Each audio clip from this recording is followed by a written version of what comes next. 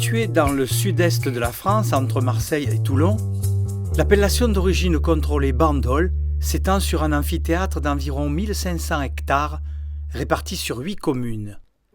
Bandol, Saint-Cyr-sur-Mer, la Cadière d'Azur, le Castelet, le Bossé, Évenos, Olioul et Sanary.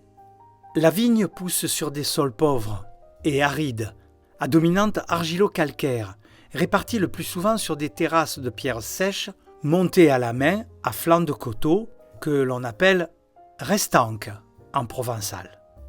Protégé des écarts de température par la proximité de la Méditerranée, le vignoble bénéficie de 3000 heures d'ensoleillement annuel. Les brises d'est et sud-est lui apportent juste ce qu'il faut d'aération et de pluie. 650 mm par an, répartis entre automne et hiver. L'influence maritime garantit la fraîcheur et l'humidité indispensables en été et permet un parfait équilibre de la maturité des raisins.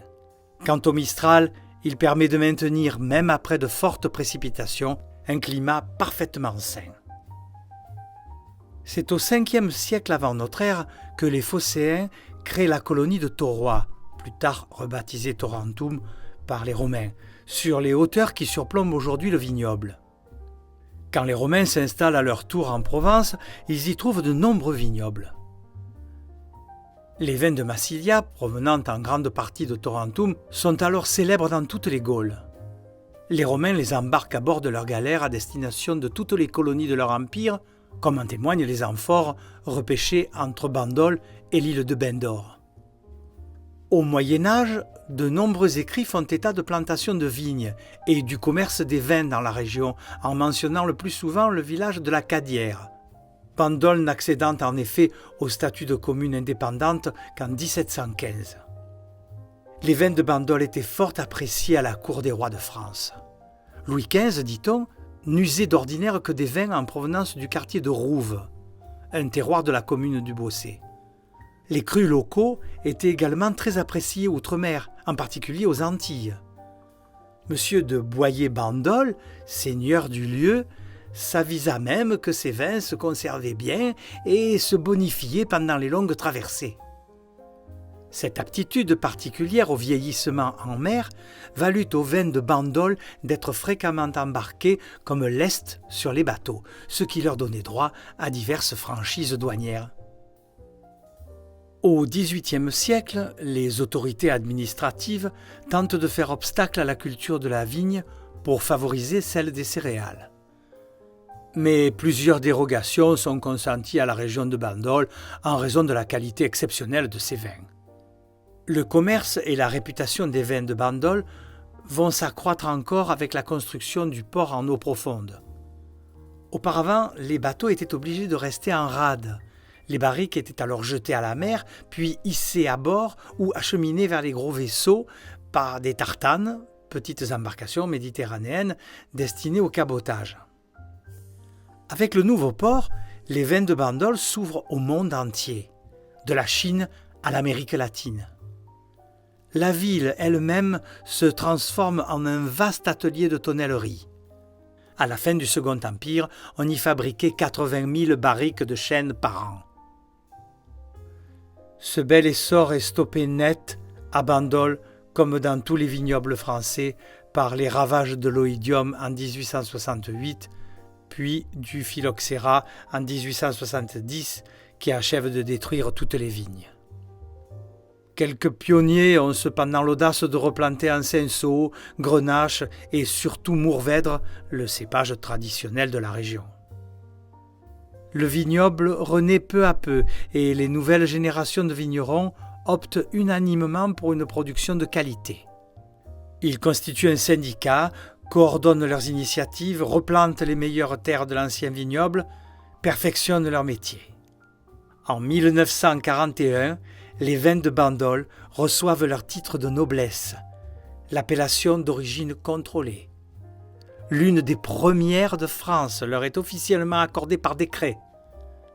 Après des années d'efforts pour affiner leur méthode de préparation des sols, de culture, de taille et de vinification, les vignerons de Bandol méritent plus que jamais leur fameuse appellation.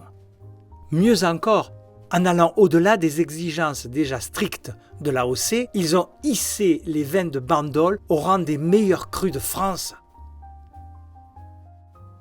Pour exercer leur art, les vignerons de Bandol ont à leur disposition une palette de 12 cépages, avec en tête de liste le Mourvèdre. Cépage originaire d'Espagne qui fut la base de l'encépagement méridional avant le phylloxéra. Les grappes compactes se composent de petits grains à la peau épaisse, d'un noir très dense. Tardif, puisqu'il ne débourre qu'en mai et ne mûrit que fin septembre, mi-octobre, il ne donne le meilleur de lui-même qu'avec des rendements faibles, autour de 30 hectolitres hectares. C'est cultivé sur les restanques argilo-calcaires du vignoble de Bandol, dans ce microclimat si généreux qu'il a trouvé son terroir de prédilection. C'est lui qui confère au vin de Bandol son originalité profonde. Le décret de l'AOC Bandol impose au minimum 50% de Mourvèdre dans les vins rouges. Les vignerons, dans un souci de perfection, font souvent monter la proportion à 60%, 70%, voire bien plus pour des vins destinés à une très longue garde. Sur les vins jeunes, il offre une superbe palette aromatique de griotte, cassis, mûres sauvages, pruneaux, réglisse, violette. Puis, avec le temps, développe des notes plus complexes de sous-bois, de cuir, truffes, de fruits noirs à l'eau-de-vie. Le cinsault, le grenache, la syrah, le carignan, la clairette, l'uni blanc, le bourboulenc, la marsanne, le rôle, le sauvignon, le sémillon. La production annuelle de l'AOC Bandol est d'environ 50 000 hectolitres, 5 à 10% de blanc, 60 à 70% de rosé et 30 à 35% de rouge. Le Bandol, résolument rouge, est issu principalement du Mourvèdre, cépage roi de l'appellation. Pilier de l'assemblage, 50% minimum pouvant aller jusqu'à 95%, il s'associe harmonieusement au gré de chaque vigneron avec le grenache et le cinsault, l'un apportant la générosité, l'autre la finesse. Puissant, racé et de grand caractère, le Bandol rouge se conjugue au pluriel avec le Mourvèdre pour fil conducteur. Fer de lance de l'appellation, le rouge de Bandol exprime sa vraie nature. Sur un fond minéral s'épanouissent des accents superbes de havane, de cuir, de sous-bois et des notes plus complexes encore, avec la subtilité de chaque millésime. Jeune, réglisse, fruits noirs, violettes, notes empyreummatiques. Puis en vieillissant, fruits rouges, confitures, griottes, épices, humus, sous-bois, cuir, truffes.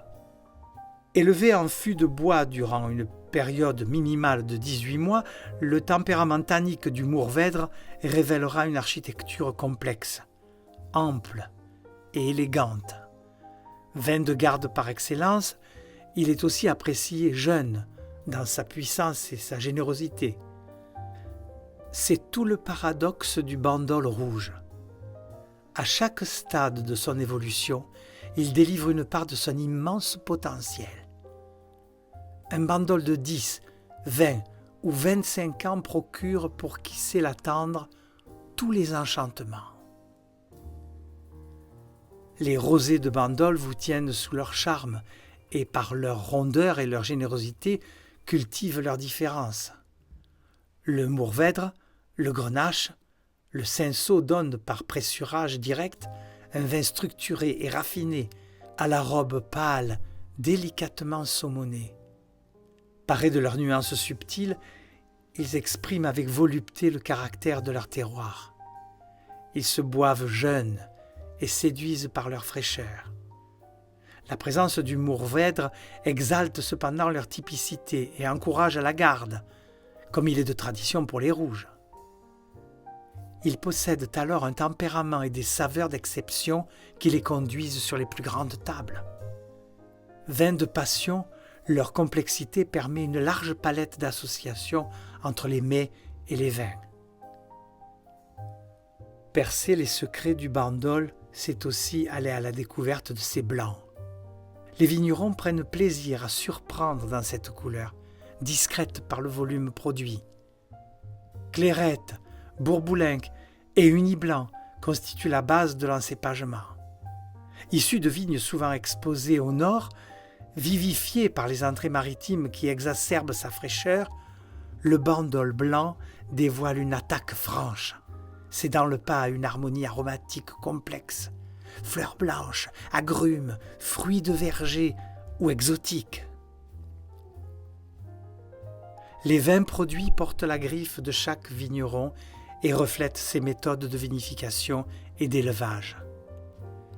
La diversité de la situation géographique, géologique et l'exposition de chaque parcelle confèrent à chaque vin une riche palette de nuances et de caractères. À vous de déguster et d'aller explorer le vignoble pour trouver celui qui vous convient le mieux. Bonne dégustation! From below we will rise. From below we will rise.